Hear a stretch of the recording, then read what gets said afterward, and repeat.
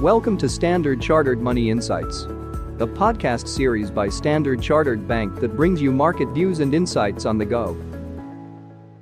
Welcome to the fourth episode of our InvesTips from the CIO's Desk series. I'm Steve Brice, Standard Chartered Bank's Global Chief Investment Officer and the host for this series. Today, I want to focus on the second step towards financial freedom, building an emergency fund. So what is an emergency fund and why is it important?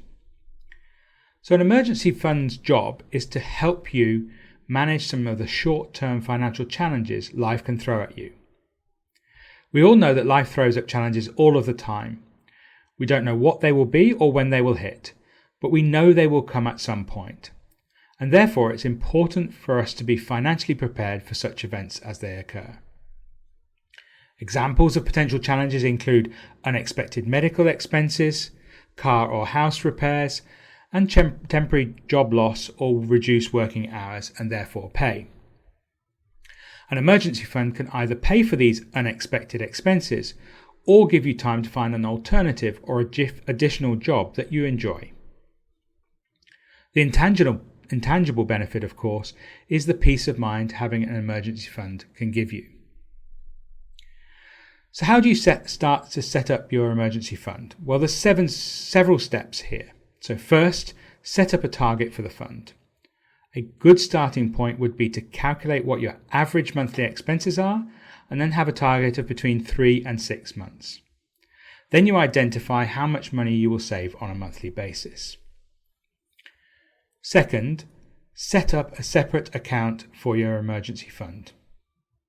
Separating your accounts introduces a psychological circuit breaker against any impulse spending, depleting your emergency fund.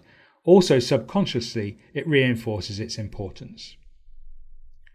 Third, set up an automatic transfer to the emergency fund account on a weekly or monthly basis, importantly, immediately after getting paid. This instills discipline into the process. It's much easier to do this rather than transferring what is left over just before you're paid again. All too often, this will be negligible or zero. Fourth, be deliberate in your spending. We talked more about this in the last episode, but it's not only about focusing on necessities, but calibrating what is important to you and what are nice to haves.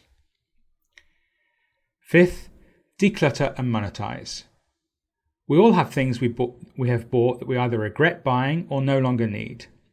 Selling these items via a garage sale or online can help reduce the clutter in your home and help accelerate paying down debt or building an emergency fund. The final step is to monitor and replenish. If you need to use your emergency fund for whatever reason, then rebuild it as quickly as possible. Also recalibrate every 6 months or so whether the fund is sufficient given the changes in your life or at your workplace. For instance, if the company you work for is struggling, you may want to refrain from making big one-off purchases for a while and save a little bit more. Now, I know what we've discussed so far in this series is unlikely to excite you. We focus on getting out of a problematic situation with regards to debt, prioritizing spending and budgeting, and protecting yourself against bad outcomes for an emergency fund. In the next episode, we'll start looking at more interesting things, such as introducing concepts that will help you understand why investing your hard-earned money is so important on the path to financial freedom. Thanks so much, and I look forward to catching up with you then. Thank you for listening to Standard Chartered Money Insights, a podcast series by Standard Chartered Bank. For more details, visit Market Views on the Go on our website or click the link in the description.